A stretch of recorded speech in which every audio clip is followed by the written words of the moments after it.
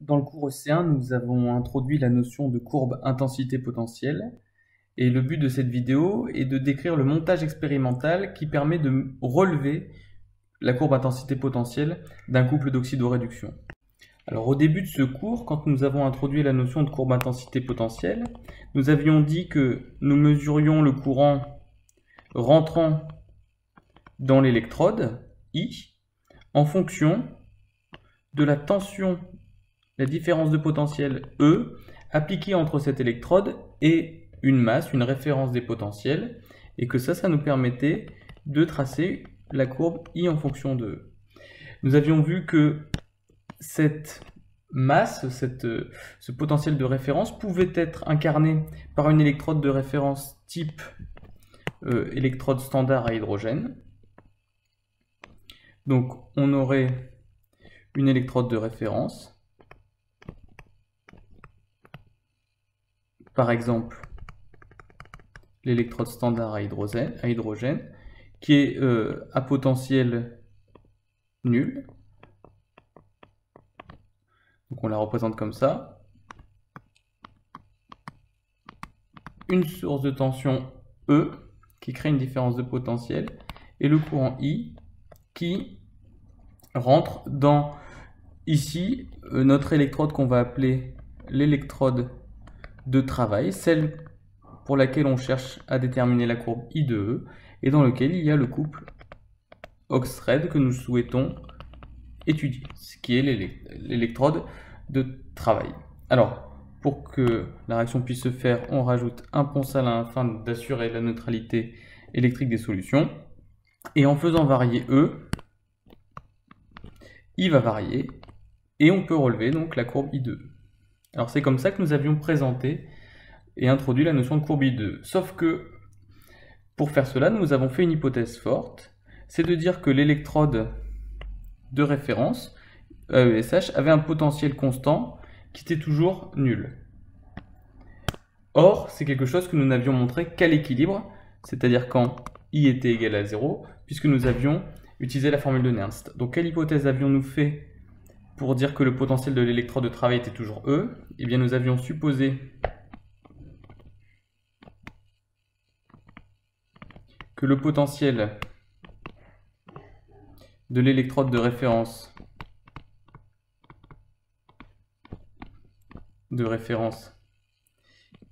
ici, l'électrode standard hydrogène, était nul, quel que soit le courant I circulant dans le circuit.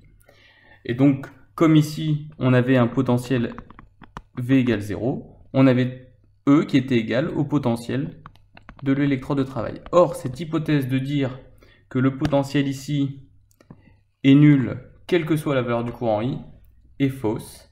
Et donc, on ne peut pas utiliser ce montage si simple pour déterminer la courbe I de l'électrode de travail. Donc, ce montage à deux électrodes ne permet pas de mesurer la courbe I de E, qui serait la courbe du potentiel oxydoréducteur de l'électrode de travail. Il va nous falloir introduire une troisième électrode qui va permettre d'assurer le fait que le potentiel de l'électrode de travail et de l'électrode de référence est toujours constant et égal à 0, par exemple dans le cas de l'électrode standard à hydrogène. Alors ce montage, il va toujours être constitué de l'électrode de référence, qui constitue en quelque sorte la masse du système, la référence des potentiels. Je le redis encore, par exemple, un potentiel nul pour l'électrode standard hydrogène, et de manière à ce que cette électrode de référence ait un potentiel constant, il faut absolument que le courant ici qui sorte de l'électrode de référence soit nul. Donc voici notre électrode de référence. Il y a toujours l'électrode de travail, celle dont on souhaite mesurer la courbe intensité potentielle, avec l'oxydant et le réducteur. Donc pour elle, I doit être non nul vu qu'on veut mesurer la courbe intensité potentielle. Comment déterminer le potentiel de cette solution? Eh bien à l'aide d'un voltmètre, ou si on veut être plus précis d'un millivoltmètre, qui va mesurer la différence de potentiel entre une référence l'électrode de référence et l'électrode de travail en cours. Le problème est qu'il ne faut absolument pas que le courant I vienne d'ici, vu qu'on veut avoir ici IREF égale 0 pour qu'il n'y ait aucun courant qui sorte de l'électrode de référence, pour que le potentiel ici soit bien fixé à VREF, c'est-à-dire 0 pour une ESH.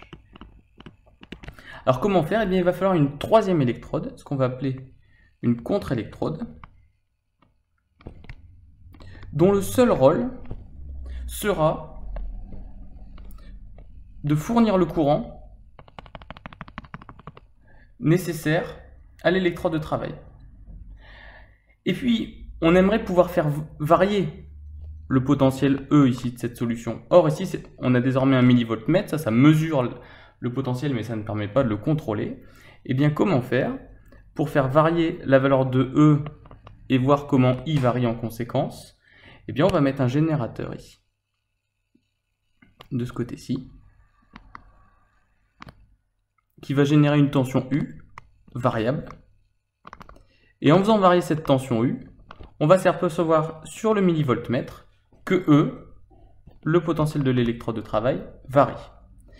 On va donc pouvoir voir E varier, et il va nous falloir mesurer I pour chaque valeur de E. Et bien comment nous allons le faire? Nous allons faire une mesure de courant à cet endroit-ci, à l'aide d'un milliampère mètre. Donc hop, on met un milliampère mètre ici, qui mesure le courant I. Donc milliampère mètre. Avec ce montage, en faisant varier la tension U du générateur, on fait varier la tension E, le potentiel E de l'électrode de travail, le courant I de l'électrode de travail. On peut donc tracer la courbe I de E. Et on s'aperçoit que dans toute l'expérience, le courant I issu de l'électrode de référence est nul. Et donc, on a bien le potentiel fixé au niveau de l'électrode de référence à 0 volts, par exemple pour l'ESH. Donc, on voit que l'introduction d'une troisième électrode, la contre-électrode, permet d'avoir ici IE variable et d'avoir une électrode de référence à potentiel constant. Donc, bien sûr, pour que ce montage fonctionne, il faut que des ponts salins assurent la neutralité des différentes solutions. Et d'où provient donc le courant I qui est mesuré pour la courbe intensité potentielle? Il provient de la contre-électrode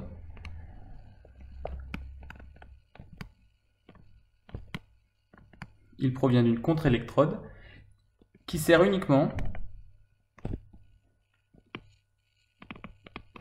à faire circuler le courant.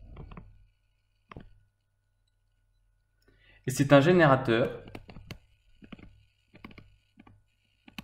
qui assure la circulation du courant entre la contre-électrode et l'électrode de travail, qui est celle qu'on cherche à étudier. Alors, on nous demande ensuite de justifier que le courant rentrant dans l'électrode de référence est quasiment nul. Eh bien, le millivoltmètre, qu'on retrouve ici entre l'électrode de référence et l'électrode de travail, c'est comme un voltmètre, ça possède une impédance d'entrée quasiment infinie, ce qui fait que c'est équivalent à une résistance infinie, autrement dit, un circuit ouvert. Donc le courant IREF qui circule dedans est bien nul, ce qui implique que le potentiel de l'électrode de référence est bien constant, est donné par la formule de Nernst, et il vaut 0 pour le SH, l'électrode standard à hydrogène. Le millivoltmètre mesure bien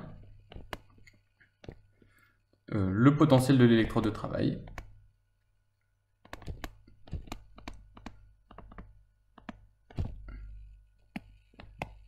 Puisque la tension à ces bornes est E moins Vref, qui est égal à E moins 0 volts égale E si on utilise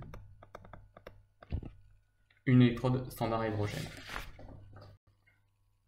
Alors, il faut donc retenir ce montage à 3 électrodes pour la mesure des courbes I2E. Ces 3 électrodes peuvent être mises au sein de la même solution. Ça fonctionne également.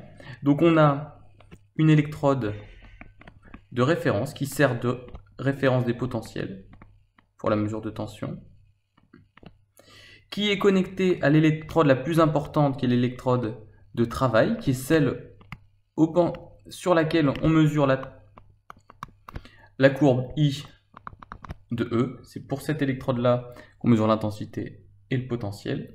Et vous avez la contre-électrode